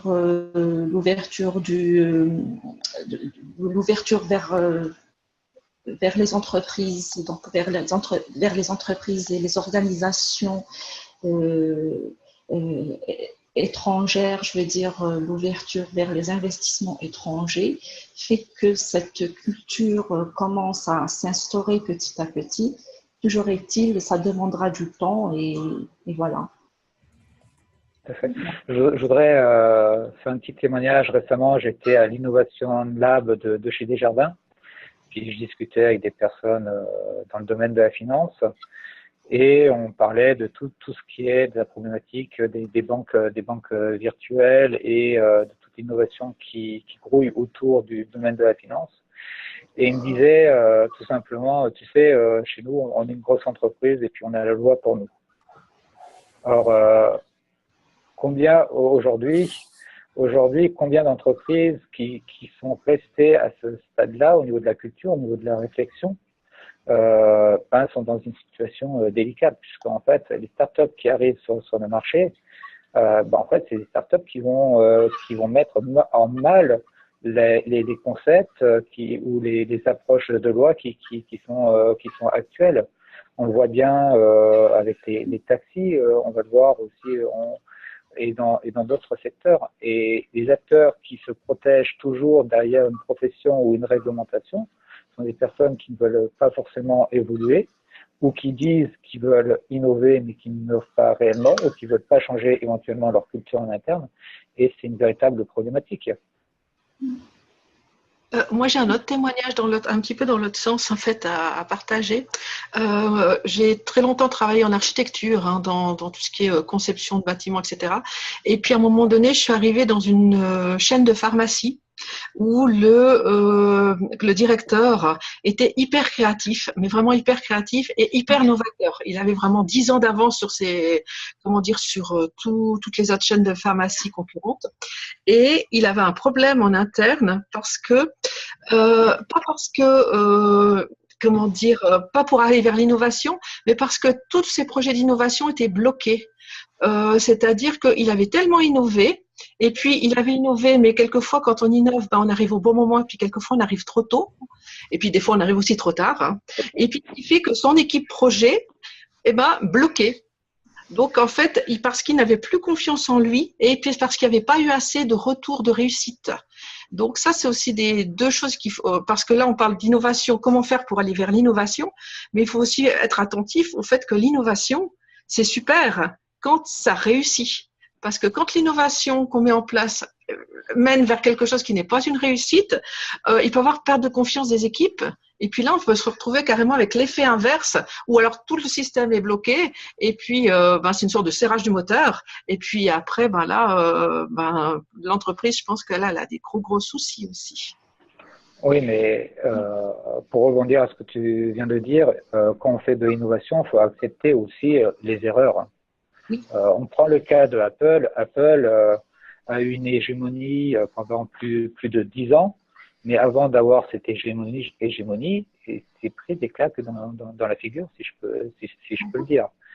Donc, mais il est vrai que à ce niveau-là, au niveau des organisations où on a bâti tout le concept sur la notion de succès, il faut que je réussisse mon succès, il faut que ça arrive dans les temps, dans les délais, avec la qualité qu'il faut, et ainsi que toutes les procédures qui ont été mises en place. À un moment donné, si on amène une rupture au niveau des processus, au niveau des procédures qui ont été mises en place, forcément, on se retrouve face à des blocages. Je peux prendre le cas de la montre Swatch. C'est un cas vraiment fabuleux en termes d'innovation de rupture, puisqu'en fait, la personne, je me rappelle plus son nom, désolé. En fait, ce qui s'est passé, c'est qu'il s'est retrouvé à une culture qui était face à la concurrence japonaise et américaine au niveau des montres. Et on voyait que la culture suisse, en fait, dans ce domaine-là, partait un peu en vrille de tous les côtés, et les Suisses ne savaient pas trop comment faire. Mais ils ne voulaient pas bouger. Et donc cette personne, en fait, a introduit une machine à créer des montres via la posturerie. Sans demander forcément l'autorisation à sa haute direction. Et donc, il a eu la chance d'avoir un directeur qui était très ouvert et qui a accepté de prendre ce challenge, et ça a donné lieu à la nouvelle montre suisse qui a permis à toute l'enregistrement suisse par la suite de rebondir. Donc, il y a eu un impact au niveau de l'organisation de l'entreprise, il y a eu un impact au niveau de la culture, et il y a eu aussi un impact au niveau du marché en tant que tel. Je pense qu'on a quelques collègues suisses qui sont ici, qui pourront peut-être apporter des compléments. Loïc, oui. Conclure. Ok. Et oui. Tu acceptes une dernière intervention? Oui, un dernier témoignage, s'il vous plaît. C'est Joël. Loïc vient justement d'aborder un sujet important, c'est toute la partie d'environnement. Quand on arrive avec justement une nouvelle idée, en tout cas, ou une discussion, ou en tout cas, ou un élément nouveau dans un environnement, il faut accepter que cet environnement-là, à la base, ne prendra pas nécessairement cette nouvelle information-là ou cet apport-là comme étant une plus-value. Et là, il y a toute une démarche d'approbation puis d'affiliation à faire pour justement s'assurer que cette nouvelle idée-là fasse un consensus. Un consensus, c'est plus être du consentement. OK? Travailler sur le consentement. Et c'est toute la difficulté qu'on a quand on travaille en innovation. Il faut travailler pas juste sur l'idée, mais il faut travailler aussi sur l'approbation. Tout à fait. OK, ben merci Jean-Claude.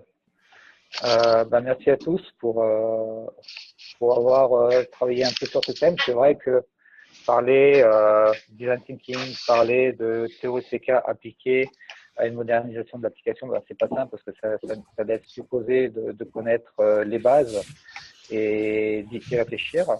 Donc, ben, peut-être qu'un jour on pourra aller plus loin sur ces éléments-là. Mais je suis très content. Donc, merci à tous. Et puis, je vais te redonner la parole, Joël. Merci Loïc. Alors, je vous encourage à me rejoindre l'ardoise 05 récolte volontaire breakout et d'inscrire une bulle avec vos commentaires que vous avez récoltés aujourd'hui. Et donc, là, il y a Pascal qui est le photographe qui me fait sourire. Donc, et en même temps, question de temps, là, je vous laisse une minute pour faire une bulle. On va faire un tour. Donc, on se rejoint, vous mettez une récolte, un commentaire, un breakout dans l'ardoise 05. Oui. 06, pardon.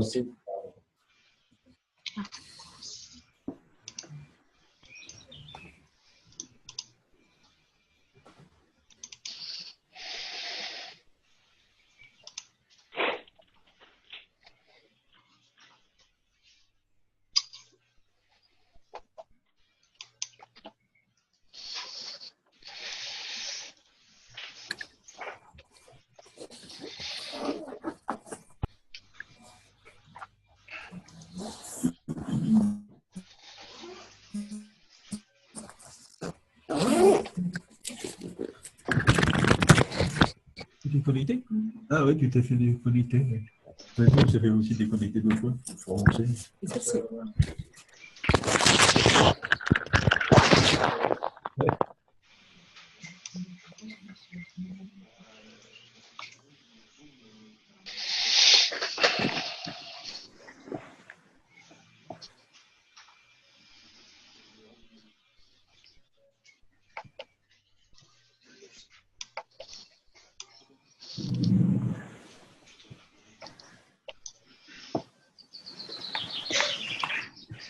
Bon, il y a des petits oiseaux là.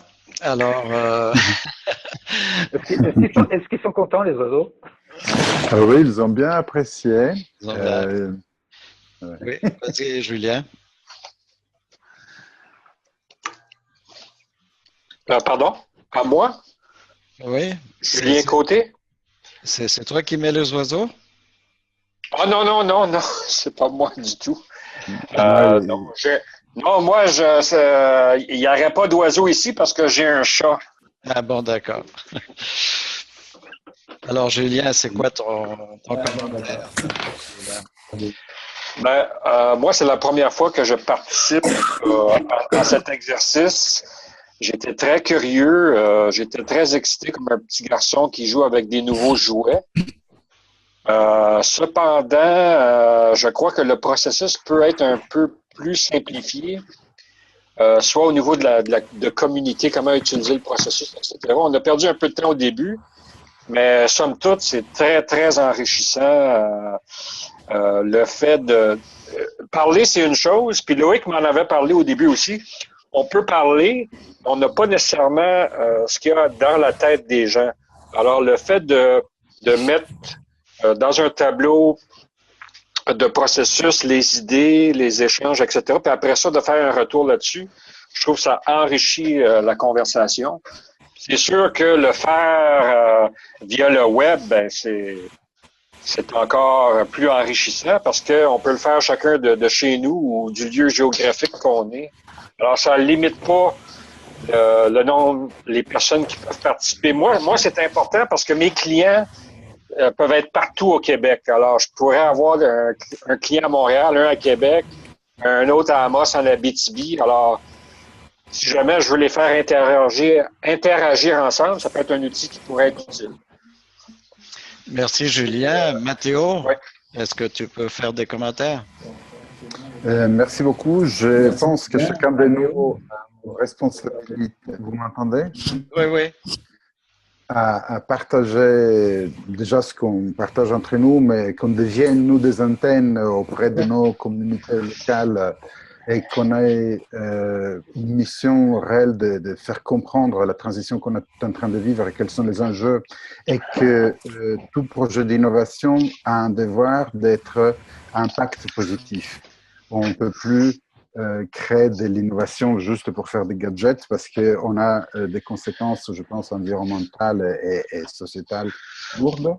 Donc, on doit transmettre des valeurs positives aussi dans l'innovation. Et tuer les peurs et alimenter la curiosité et le partage. Oui, merci Mathéo. Maher à Toulon, le dernier commentaire de la fin. Oui, tout à fait. En fait, j'ai beaucoup apprécié en fait cette occasion d'échanger avec vous. Franchement, j'ai appris énormément de choses. Hein. J'ai appris surtout pour le dernier concept là qui a été développé. Et en même temps, je trouve que l'outil en fait de conversation, ça s'est beaucoup amélioré en fait par rapport à ce qu'on faisait avant avec les Hangouts ou les Skype. Il est nettement meilleur. Donc le Zoom, c'est la première fois que j'utilise et il est nettement meilleur. Voilà. Donc, au plaisir de vous rencontrer pour le prochain café de connaissances. Merci Mathéo. Virginie, le mot de la fin. Merci Mathéo.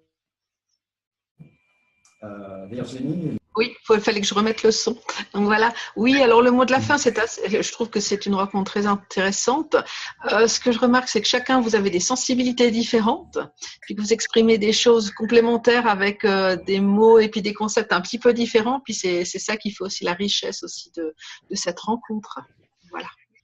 Merci Virginie. Merci de m'avoir invité. Merci de participer. Pascal à Lausanne. Yep, moi je connais bien un petit peu la plateforme maintenant, puisque ça fait un petit moment que je l'expérimente. Hein, donc, mis à part mon souci d'organisation, parce qu'au bout d'un moment, il y a tellement de choses que je n'arrive plus du coup à réussir à exploiter le tableau qui dépasse mes capacités neuronales personnelles. Donc du coup, le visuel, j'aurais besoin vraiment d'avoir une restructuration des graphiques ou des éléments. Mais effectivement, c'est très positif, en tout cas, de pouvoir échanger avec les autres. Avec ce support visuel en plus, c'est sympathique. Mais ce qui est surtout intéressant, c'est de pouvoir rencontrer, je dirais, de nouvelles personnes, d'avoir des échanges, de nouvelles façons de présenter, des fois les mêmes idées ou de découvrir des synchronicités. Et puis, des fois, c'est un peu frustrant après, ça reste là, et puis de voir qu'on est obligé d'attendre la fois suivante, et puis qu'on ne peut pas vraiment exploiter le résultat de tout ce qu'on vient de raconter autrement que dans notre tête. Mais j'ai le sentiment et j'ai la certitude que ça nous aide avec nous-mêmes, dans notre propre façon de voir les choses, et ça nous aide à progresser individuellement, ce qui fait que de toute façon, cet aspect-là est extrêmement positif. Merci Pascal. Merci Pascal. Diane, le mot de la fin. Alors,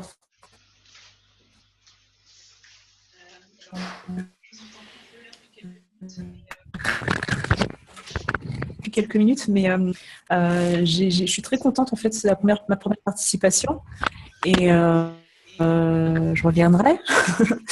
Et je pense que c'est bien, j'ai appris beaucoup pendant cette séance, au-delà de la notion de knowledge management sur laquelle je bosse précisément.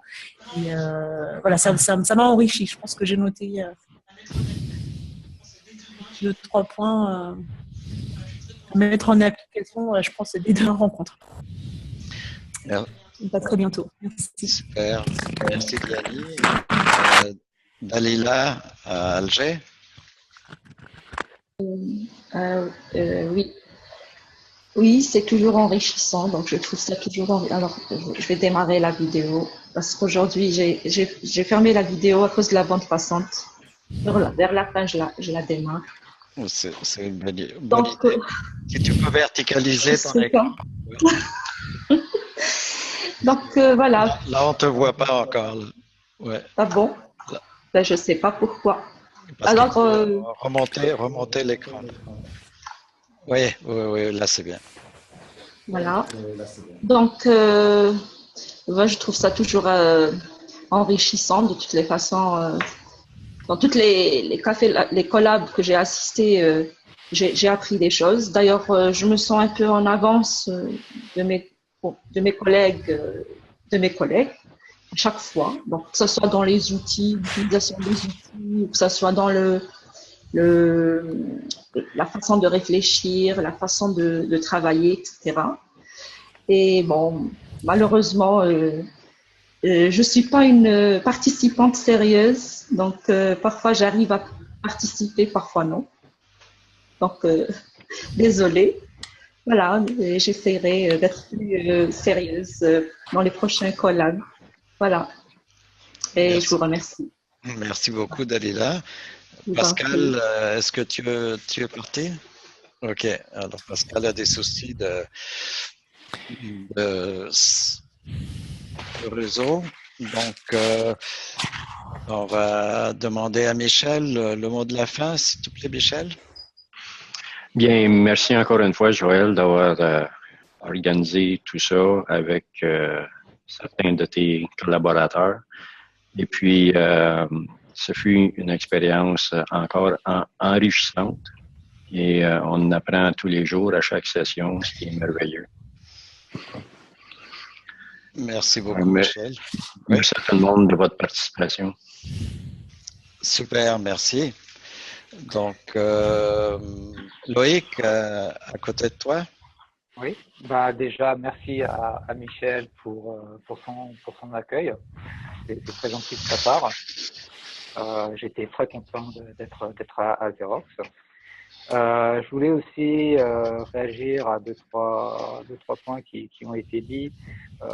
Il est vrai qu'aujourd'hui, on aborde sommairement un certain nombre d'éléments, de concepts, et donc ça nécessite un retravail après, par la suite, de façon à les approfondir.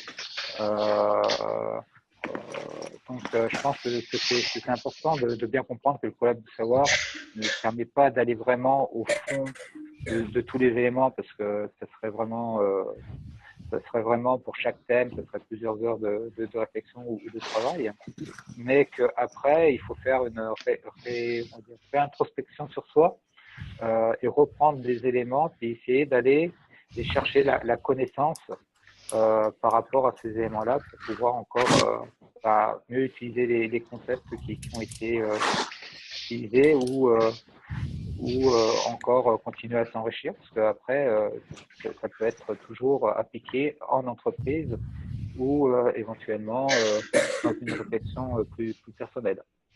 Donc voilà, et puis bon, aussi c'est une expérience, on découvre des nouveaux usages, des nouvelles façons de faire. Et donc, à travers ces outils, et forcément, des fois, on a des petits bugs, on s'en excuse, on essaie de faire le mieux qu'on peut.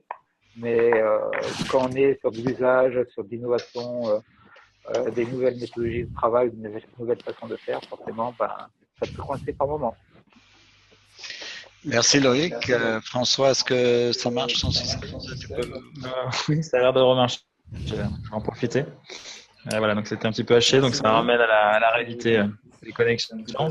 Et voilà, non, c'était intéressant d'avoir de plus en plus de participants. Peut-être qu'après, il faut voir si la formule tient avec autant de participants. Et voilà, et un peu modifier peut-être les outils, ça viendra. Le HTML5. Merci. Pascal, ça marche? Le temps que ça marche. Non, j'ai eu quelques soucis par la dernière, et ça c'est un autre sujet. Moi, par rapport à cette deuxième séance, je suis tout à fait satisfait des échanges qu'il y a eu. Tout à fait heureux d'avoir rencontré des nouveaux et des nouvelles participantes. Et puis, je vous dis au prochain café. Alors, il y a Julien à Laval. Le mot de la fin? Oui. Dernier commentaire? Oui. Oui, certainement. Ben, merci beaucoup à tous. Ça a été vraiment très enrichissant. C'est une nouvelle façon pour moi de travailler. Je vais devoir réfléchir là-dessus et ça va certainement apporter d'autres choses. Et si jamais il y a d'autres collabs, je serais définitivement intéressé à y participer. Merci beaucoup, Julien. Jean-Claude à Gaspé.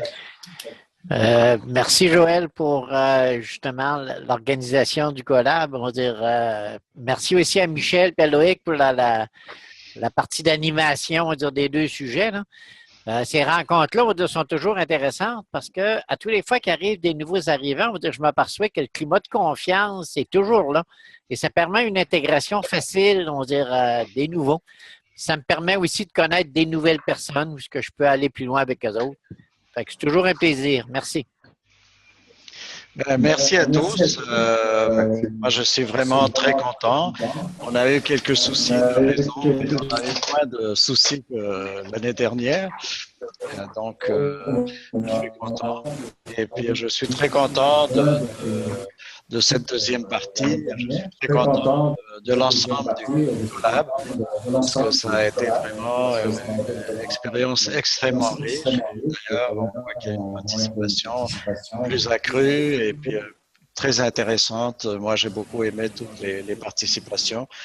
Et comme ça a été soulevé, il faut faire un retravail sur ce sujet. Et puis, alors, c'est le moment de continuer notre conversation sur Slack pour continuer, pour suggérer dans les prochaines activités de quoi on va s'amuser à échanger, discuter, approfondir, co-construire.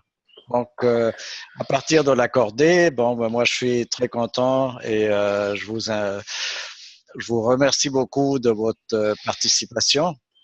Et puis, c'est un rendez-vous pour l'année prochaine. Donc, merci à tous et puis à bientôt. Oui, et puis regardez, salut Pascal. Au revoir. Encouragez la France. Hein. Bravo. Salut Pascal. Bonne journée. Au revoir. Ciao, ciao. Ciao. Merci. Ciao.